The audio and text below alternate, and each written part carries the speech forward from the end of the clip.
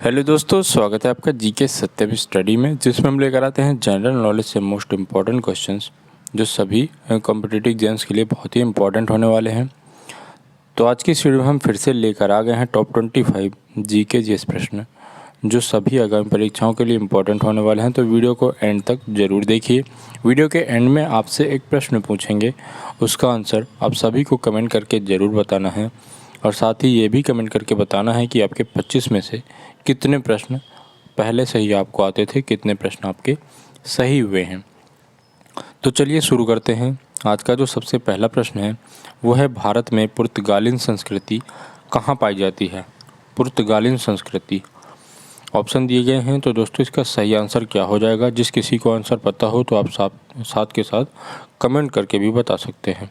तो इसका आंसर हो जाएगा Goa. Option number B, Goa हो जाएगा इसका आंसर। भारत में पुर्तगालिन संस्कृति पाई जाती है गोवा में। अगला प्रश्न है, भारत के कितने राज्य समुद्र तटीय हैं? तो इसका आंसर हो जाएगा 9 राज्य। भारत के कुल 9 राज्य समुद्र तटीय हैं, यानी ऑप्शन नंबर सी इसका सही आंसर हो जाएगा। अगला प्रश्न है, भारत के साथ किस देश की अंतर्राष्ट्रीय सीमा नहीं है? इनमें से किस देश की अंतर्राष्ट्रीय सीमा भारत के साथ नहीं है? तो इसका आंसर क्या हो जाएगा? इसका आंसर हो जाएगा option number A, Sri Lanka. Sri Lanka की अंतर्राष्ट्रीय सीमा भारत के साथ नहीं है। अगला प्रश्न है, भारत के संविधान में विनिर्दिष्ट लोकसभा सदस्यों की अधिकतम संख्या क्या है? तो दोस्तों इसका आंसर क्या हो जाएगा? इसका आंसर हो जाएगा ऑप्शन नंबर सी, 552। भारत के संविधान में विनिर्दिष्ट लोकसभा सदस्यों की संख्या अधिकतम कितनी है? 552 है। अगला प्रश्न है, भारतीय संविधान की कौन सी अनुसूची भारतीय भाषाओं की मान्यता से संबंधित है? ऑप्शन दिए गए हैं, तो इसका आंसर क्या हो जाएगा? इसका आंसर हो जाएगा 8वीं अनुसूची, यानी ऑप्शन नंबर बी इसका सही आंसर हो जाएगा। अगला प्रश्न है, हिमाचल प्रदेश में निम्नलिखित में से किस जिले में कत्था उद्योग केंद्रित है? कत्था का उद्योग। तो इसका आंसर क्या हो जाएगा दोस्तों? इसका आंसर हो जाएगा कांगड़ा जिले में। हिमाचल प्रदेश के कांगड़ा जिले में कत्था उद्योग केंद्रित है। अगला प्रश्न है, तैमूर लंग ने किस वर्ष कांगड़ा पर आक्रमण किया था? तैमूर लंग ने कांगड़ा पर किस वर्ष आक्रमण किया था? तो इसका आंसर हो जाएगा दोस्तों 1398 एडी में, यानी ऑप्शन नंबर बी। अगला प्रश्न है, तारा सिकोह की पत्नी ने किस रियासत के राजा को अपने बेटे की तरह माना था? तो इसका आंसर क्या हो जाएगा? नूरपुर को। अगला प्रश्न है, मुगल सम्राट अकबर ने जागीर के रूप में कांगड़ा किसे प्रदान किया था? अकबर ने जागीर के रूप में कांगड़ा किसे प्रदान किया था? तो इसका आंसर हो जाएगा बीरबल को, यानी ऑप्शन नंबर 20 का सही आंसर हो जाएगा। अगला प्रश्न है, कांगड़ा के शासक जयचंद को किस मुगल बादशाह ने कैद कर लिया था? तो इसका आंसर हो जाएगा अकबर ने, ऑप्शन नंबर डी इसका सही आंसर हो जाएगा, ऑप्शन नंबर डी। कांगड़ा के शासक जयचंद जिनको मुगल बादशाह अकबर ने कैद कर लिया था। अगला प्रश्न है, हिमाचल के किस राजा को औरंगाबाद ने छत्रपति का खिताब दिया था? तो इसका आंसर क्या हो जाएगा? केहरी सिंह, यानी ऑप्शन नंबर सी इसका सही आंसर हो जाएगा, के हरि सिंह। अगला है, नागरकोट के जिले के भीतर किस मुस्लिम शासक ने मस्जिद का निर्माण करवाया था? नागरकोट के जिले के भीतर, इसका आंसर हो जाएगा जहांगीर ने, ऑप्शन नंबर डी। अगला प्रश्न है, मुगल साम्राज्य के विघटन के बाद किस शासक ने अपने राज्य का विस्तार किया था? तो इसका आंसर हो जाएगा ऑप्शन नंबर ए, राजा घमंड चंद ने, यानी ऑप्शन नंबर ए इसका सही आंसर हो जाएगा।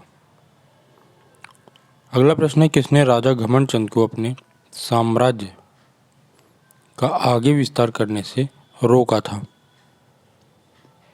तो इसका आंसर क्या हो जाएगा? इसका आंसर हो जाएगा option number C, Jassa Singh. Jassa Singh. अगला प्रश्न है, डलहौजी नामक पर्वतीय पर्यटन केंद्र किस राज्य में स्थित है? डलहौजी नामक पर्वतीय पर्यटन स्थल केंद्र, इसका आंसर हो जाएगा हिमाचल प्रदेश में। किस राज्य में है? हिमाचल प्रदेश में है, तो ऑप्शन नंबर डी इसका सही आंसर हो जाएगा। अगला प्रश्न है, दक्षिण भारत के पठारी प्रदेश को कौन सी नदी दो भागों में विभाजित करती है? तो इसका आंसर हो जाएगा नर्मदा नदी। ऑप्शन नंबर डी इसका सही आंसर हो जाएगा। नर्मदा नदी दक्षिण भारत के पठारी प्रदेश को दो भागों में विभाजित करती है। अगला प्रश्न है, दक्षिण भारत की नदियों में सबसे लंबी नदी कौन सी है? तो दोस्तों इसका आंसर क्या हो जाएगा? दक्षिण भारत की नदियों में सबसे लंबी नदी है गोदावरी नदी, यानी ऑप्शन नंबर ए इसका सही आंसर हो जाएगा। Option number A. अगला प्रश्न है, किस नदी को वृद्ध गंगा के नाम से भी जाना जाता है? वृद्ध गंगा के नाम से, तो इसका आंसर हो जाएगा दोस्तों गोदावरी नदी को वृद्ध गंगा के नाम से भी जाना जाता है, यानी ऑप्शन नंबर ए इसका सही आंसर हो जाएगा। अगला प्रश्न है, गोदावरी नदी का उद्गम स्थल कौन सा है? गोदावरी नदी का उद्गम स्थल, इसका आंसर हो जाएगा त्र्यंबक गांव, यानी ऑप्शन नंबर ए इसका सही आंसर हो जाएगा। गोदावरी नदी का उद्गम स्थल है त्र्यंबक गांव। अगला प्रश्न है, किस नदी के मुहाने पर डेल्टा नहीं बनता है?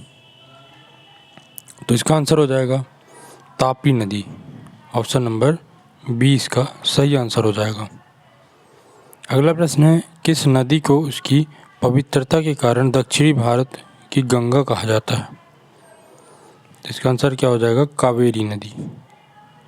ऑप्शन नंबर बी कावेरी नदी। अगला प्रश्न है, भारत की लवण नदी के नाम से जानी जाती है?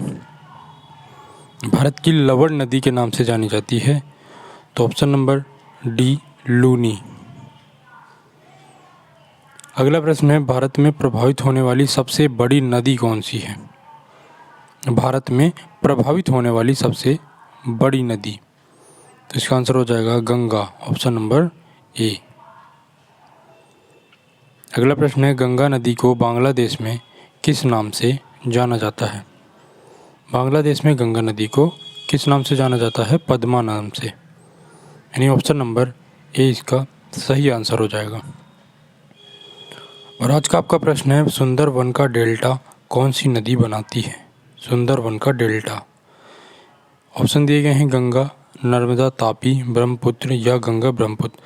तो सभी को आंसर बताना है इसको कमेंट करके, क्या होगा इसका आंसर सभी कमेंट करके बताएंगे। और साथ ही ये भी बताएंगे कि 25 में से कितने प्रश्न किसके आस सही हुए हैं। चैनल पर पहली बार हैं तो चैनल को सब्सक्राइब कर लें, बेल आइकन को प्रेस कर लें, जिससे सभी वीडियोज़ की नोटिफिकेशन तुरंत मिल सकें। वीडियो पसंद आए तो लाइक करें, कमेंट करें और दोस्तों के साथ भी शेयर ज़रूर करें। मिलते हैं ऐसे नेक्स्ट वीडियो में, जुड़े रहिए हमारे साथ। धन्यवाद।